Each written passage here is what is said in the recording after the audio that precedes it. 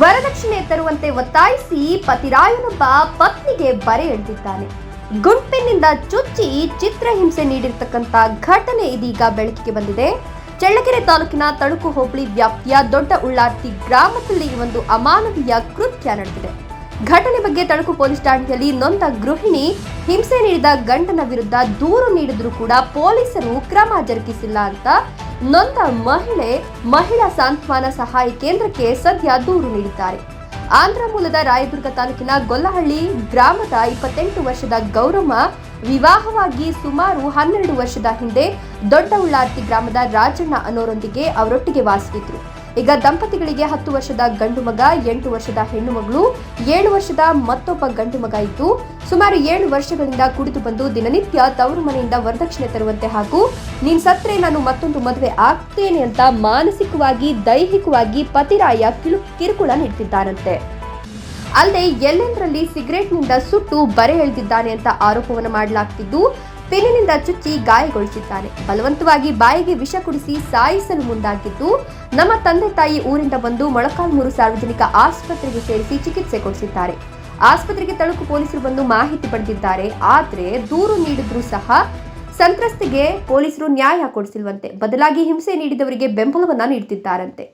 ನನ್ನ 3 ಮಕ್ಕಳನ್ನ ನನ್ನ ಗಂಡನೊಂದಿಗೆ ಸೇರಿ ಗೌಪ್ಯ ಸ್ಥಳದಲ್ಲಿ ಬಚ್ಚಿಟ್ಟಿದ್ದಾರೆ. ನನ್ನ ಮಕ್ಕಳಿಗೆ ಬದುಕಿ ಬಂದಿದ್ದೇನೆ, ನನಗೆ ಮಕ್ಕಳು ಬೇಕು ಹಾಗೂ ತಪ್ಪಿತಸ್ಥರ ವಿರುದ್ಧ ಕ್ರಮ ಕೈಗೊಳ್ಳುವಂತೆ ಇದೀಗ ನೊಂದ ಗೃಹಿಣಿ ಗಂಡ ಹಾಗೂ ಇತರರ ಮೇಲೆ ಚಳ್ಳಕೆರೆ ನಗರದ ಮಹಿಳಾ ಸಾಂತ್ವನ ಕೇಂದ್ರದಲ್ಲಿ ದೂರು ನೀಡಿದ್ದಾರೆ.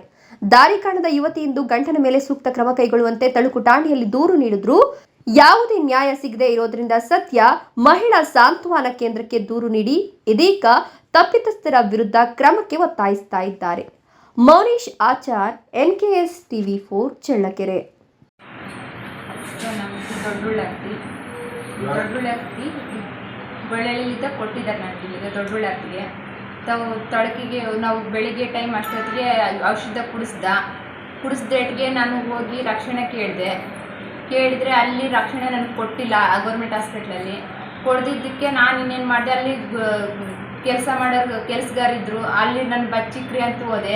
ಅಲ್ಲಿನೂ ಅವ್ರು ಶೇಪ್ ಮಾಡಿಲ್ಲ. ನಮಗೇನು ಗೊತ್ತಿಲ್ಲಮ್ಮ, ನಾವು ಬೇರೆಯವ್ರು ಇಲ್ಲಿ ಯಾಕೆ ಬಂದೀಯ, ನೀನು ನಮ್ಮ ರಕ್ಷಣೆ ಕೊಡಲ್ಲ, ನಾವು ಬೇರೆ ನಿಮ್ಮೂರವ್ರ ಹತ್ರ ಹೋಗು ಅಂದರು. ಅವರ ಆಮಿಷ್ ಡ್ರೈವರ ಬಂದೇಟಿಗೆ ನನಗೆ ಕಾಲು ಹಿಡ್ಕೊಂಡು ಅವ್ರನ್ನ ಕಾಲು ಹಿಡ್ಕೊಂಡ್ರೆ ನನಗೆ ರಕ್ಷಣೆ ಮಾಡಬೇಕು, ನನ್ನ ಸಾಯಿಸಕ್ಕೆ ಬರ್ತಾರೆ, ನನ್ನ ಯಾರು ಕಾಪಾಡೋದಿಲ್ಲ ಅಂತ ಅವ್ರು ಕಾಲು ಹಿಡ್ಕೊಂಡಿರೋದಕ್ಕೆ, ನಾನು ಕಾಲು ಹಿಡ್ಕೊಂಡು ಬೇಡ್ಕೊಂಡಿರೋದಕ್ಕೆ ನನ್ನ ಗಾಯಗಳು ಎಲ್ಲ ನೋಡಿ ನಿನಗೆ ರಕ್ಷಣೆ ಮಾಡ್ತೀನಮ್ಮ, ನಿಮ್ಮಪ್ಪ ನಿಮ್ಮಮ್ಮ ಬರತಕ್ಕನಂತ ಹೇಳಿದ್ರು. ಫೋನ್ ನಂಬರ್ ಕೊಡಮ್ಮ, ಏನೇನೋ ನಿಮ್ಮ ಅಪ್ಪದಿದ್ರೆ ಅಂದರು. ನಾನು ಕೊಟ್ಟೆ, ಫೋನ್ ನಂಬರ್ ಕೊಟ್ಟರೆ ಫೋನ್ ಮಾಡಿದ್ರಿಗೆ ನಮ್ಮ ಅಪ್ಪ ನಮಗೆ ವಿಷಯ ತಿಳಿಸಿದೆ. ನಮ್ಮ ಅಪ್ಪ ಅಮ್ಮ ಬರ್ರಮ್ಮ ಜಲ್ದಿ, ನನಗೆ ಔಷಧ ಒಯ್ದಿದ್ದಾನೆ, ಬಾಯಕ್ಕೆ ಈ ಥರ ಎಲ್ಲ ಗಾಯಗಳು ಮಾಡಿ ನನ್ನ ರಕ್ಷಣೆ ಮಾಡೋರು ಯಾರೆಲ್ಲ ಜಲ್ದಿ ಬರಬೇಕಮ್ಮ, ನನ್ನ ಮಕ್ಕಳಿದ್ದಾನೆ ನಾನು ಜೀವ ಇಟ್ಕೊ ಬಂದಿದ್ದೀನಿ, ನನಗೆ ಬಂದು ಕಾಪಾಡಲೇಬೇಕಂದಿದ್ದಕ್ಕೆ ನಮ್ಮ ಅಪ್ಪರು ಕಾರ್ತಾ ಬಂದರೆ ನಾವು ತಳಕಿಗೆ ಹೋದ್ರೆ ನನಗೆ ಪಾಯ್ಜನ್ ಕುಡಿಸಿರೋದು ಭಾರಿ ಸೀರಿಯಸ್ ಆಗಿಬಿಟ್ಟಿತ್ತು. ಕುಡಿಸಿದ್ರಕ್ಕೆ ಫಸ್ಟು ಪ್ರಾಣ ಉಳಿಸ್ರಿ, ನಾವು ಕೇಸ್ ತಾಂತೀವಿ ಫಸ್ಟ್ ಪ್ರಾಣ ಉಳಿಸ್ರಿ ಅಂದರು.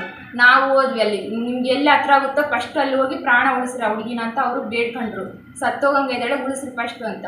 ನಾವು ಅಲ್ಲಿ ಮಡ್ಕಮೂರಲ್ಲಿ ಹಾಸ್ಪಿಟ್ಲಲ್ಲಿ ಹೋದರೆ ನಮ್ಮನ್ನು ಅಡ್ಮಿಟ್ ಮಾಡ್ಕೊಂಡ್ರೆ ಎಲ್ಲ ಆ ಥರನೂ ಹೇಳಿದ್ರು, ಯಾವ ಥರ ಆಗೈತಿ ಏನಂತ ಎಲ್ಲ ಘಟನೆ ಎಲ್ಲ ತಿಳಿಸ್ಕೊಂಡು, ಈ ಗುಂಡು ಪಿಂಡಿರುತ್ತಾಗ ಚುಚ್ಚಿರೋದು, ಸೀಕ್ರೆಟಾಗಿ ಸುಟ್ಟಿರೋದು, ಬರೆಗಳಿಕ್ಕಿರೋದು ಎಲ್ಲ ಈ ಥರ ನೋಡಿ ಅವರು ರೇಷನ್ ತಗೊಂಡು ನನಗೆ ರಕ್ಷಣೆ ಕೊಟ್ಟರು. ಅಲ್ಲಿ ಕೊಟ್ಟದ ಮುಖಾಂತರ ಅವ್ರು ಬಂದರು, ಪೊಲೀಸ್ನವರು ಬಂದರೆ ಅವರೆಲ್ಲ ಬರ್ಕೊಂಡೋಗಿ FIR ಕೇಸ್ ಬುಕ್ ಮಾಡಿದ್ರೆ ಅವರು 3 ದಿವಸ ದೊಡ್ಡ ಮನುಷ್ಯರು ನಮಗೆ ಫೋನ್ ಮಾಡಿದ್ರು, ನಾವೆಲ್ಲ ಇಲ್ಲೇ ರಾಜಿ ಮಾಡ್ತೀವಿ, ಅದು ಮುಷ್ಟಿ ಯಾಕೆ ಹೋಗ್ತೀರಾ ಮುಂದಕ್ಕೆ ಅಂತ ಅವ್ರು ಹೇಳಿದ್ರು. ಕಂಪ್ಲೇಂಟ್ ಶುಕ್ರವಾರ ದಿವಸನೇ ಕೊಟ್ವಿ, 5 ಗಂಟೆ 3 ಗಂಟೆಗೆ ಕೊಟ್ಟರೆ ಆ ಥರ ಅವರು ಏನು ತಗೊಂಡು ಮೂವ್ ಮಾಡ್ತೀವಿ, ಸಾಯಂಕಾಲ ತಟ್ಟಿಗೆ ನೀವು ಏನು ಇದ್ರೆ ಡಿಸಿಷನ್ ಮಾಡ್ಕೊಂಡು ನಮ್ಗೆ ತಿಳಿಸ್ರಿ 5 ಗಂಟೆ ತಟ್ಟಿಗೆ ಅಂದರು. ತಿಳಿಸ್ತೀವಿ ಅಂದರೆ ನಮಗೆ ದೊಡ್ಡ ಮನುಷ್ಯರು ಫೋನ್ ಮಾಡಿದ್ರು, ಅಲ್ಲೇ ತಕ್ಕನ ಯಾಕೆ ಹೋಗ್ತೀರಾ, ನಾವು ಇಲ್ಲೇ ಸಮಾಧಾನ ಮಾಡ್ತೀವಿ ಏನೋ ಅಂತ. ನಾವು ಅಲ್ಲಿಗೆ ಅವ್ರಿಗೆ ಮರ್ಯಾದೆ ಕೊಟ್ಟು 3 ದಿವಸ ತಡೆದ್ರು. ಅವರು 3 ದಿವಸ ಅವರು ರಂಗಪ್ಪ ರೆಡ್ಡಿ ಮತ್ತು ಓಂಕಾರಣ್ಣ, ಗೊಲ್ಡ್ರು ರಾಜಣ್ಣ ಮತ್ತು ಚನ್ಮಲ್ಲ, ಯರ್ಗುಂಟಪ್ಪ ಇಂಥವರೆಲ್ಲ ನಮ್ಗೆ ಕೇಳಿದ್ರೆ ಅವ್ರಿಗೇನು ಮಾತು ರಂಗಪ್ಪ ರೆಡ್ಡಿ ಅವರೆಲ್ಲ ಹೇಳಿರೋದಕ್ಕೆ ನಾವು ತಡೆದಾಕ್ವಿ. ಅವರು ಮಧ್ಯಾಹ್ನ ಬರ್ತೀವಿ ಅಂದರು, ಅವ್ರು ತಪ್ಪಿಸ್ಕೊಂಡು ಹೋಗಿದ್ರೆ ತಿರುಗಿ ದಿವಸ ನಮ್ಮನ್ನು ಕಳಿಸಿದ್ರು.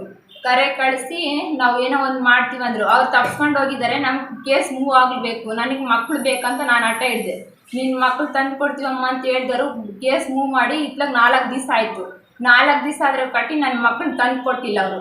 ಯಾಕೆ ಹಿಂಸೆ ಕೊಟ್ಟರು? ಹಿಂಸೆ ಕೊಟ್ಟಿರೋದು ನನ್ನ ಗಂಡ ಹೆಸರು ರಾಜಣ್ಣ. ಸರಿ. ಎಲ್ಲ ನಮ್ಮ ಅತ್ತೆ, ನಮ್ಮ ಮೈದ್ನ, ನನ್ನ ಗಂಡ, ನನಗೆ ಫುಲ್ಲು ಹಿಂಸೆ. ನನಗೆ ಸರ್, ನಾವು ಚಳ್ಳಕೆರೆ ಮಹಿಳಾ ಸಹಕಾರ ಕೇಂದ್ರದಲ್ಲಿ ಸಾಮಾಜಿಕ ಕಾರ್ಯಕರ್ತರಾಗಿ ಸೇವೆ ಸಲ್ಲಿಸ್ತಾ ಇದ್ದೀವಿ. ಈ ಮುಂದಾದಂತಹ ಈ ಮಹಿಳೆ ಇಲ್ಲಿಗೆ ನನ್ನ ಗಂಡ ಈ ಥರ ತುಂಬ ಕಿರುಕುಳ ಕೊಟ್ಟಿದ್ದಾರೆ. ನನ್ನನ್ನು ಬರೆ ಬಾಸುಂಡೆ ಬಂದಂಗೆಲ್ಲ ಕೆಬ್ಬರಿನಿಂದ ಕಾಯಿಸಿ ಇಟ್ಟಿದ್ದಾರೆ. ನನ್ನ ಗುಪ್ತಾಂಗ ಭಾಗಗಳಿಗೆಲ್ಲ ಹಿಂಸೆ ಕೊಟ್ಟಿದ್ದಾರೆ ಅಂತಂದಾಗ ನಮ್ಮಲ್ಲಿರ್ತಕ್ಕಂಥ ಮಹಿಳಾ ಒಂದು ಸಿಬ್ಬಂದಿಗೆ ಅವ್ರು ನೋಡಿದ್ದಾರೆ. ಅವ್ರು ನೋಡಿದಾಗ ನಾವು ಈ ಕೇಸಿನ ಬಗ್ಗೆ ನಾವು ಸಂಬಂಧಪಟ್ಟ ಇಲಾಖೆ ನಮ್ಮ CDPO ಸರ್ಗೆ ಮಾಹಿತಿ ಕೊಟ್ಟು ಮತ್ತು ಕಾರ್ಯದರ್ಶಿಗಳಿಗೆ ಮಾಹಿತಿ ಕೊಟ್ಟು ಈ ಮುಂದಿನ ಒಂದು ಕ್ರಮಕ್ಕೆ ನಾವು ಏನಂತ ಕೇಳಿದಾಗ ಎಮ್ಮ ಆಶ್ರಯ ಕಲ್ಪಿಸ್ಬೇಕಂತ ಕೇಳಿರ್ತಾರೆ. ಎಮ್ಮ ಗಂಡ ಸಿಕ್ಕ ತನಕ ನನಗೆ ಮಕ್ಕಳಿಲ್ಲ, ಮಕ್ಕಳು ಕಲಿಸ್ಬೇಕಂತ ಹೇಳಿರ್ತಾರೆ. ಅದಕ್ಕೆ ನಾವು ಸಂಬಂಧಪಟ್ಟ ಇಲಾಖೆ ತಿಳಿಸಿದ್ದೀವಿ. ಎಮ್ ತಾತ್ಕಾಲಿಕವಾಗಿ ಚಿತ್ರದುರ್ಗ ಸ್ವಾದರ ಸ್ವಾಗತದಲ್ಲಿ ವಾಸ್ತವ್ಯ ಕಲ್ಪಿಸಲಿಕ್ಕೆ ನಾವು ರೆಡಿ ಮಾಡಿದ್ದೀವಿ ಸರ್. ಎಮ್ಗೆ ಈ ಹೆಣ್ಮಗಳ ಪರವಾಗಿ ನಿಂತು ಕಾನೂನು ಹೋರಾಟ ಮಾಡಲಿಕ್ಕೆ ಸದಸ್ಯರಿದ್ದೀವಿ ಸರ್. ಸರಿ, ಥ್ಯಾಂಕ್ಸ್.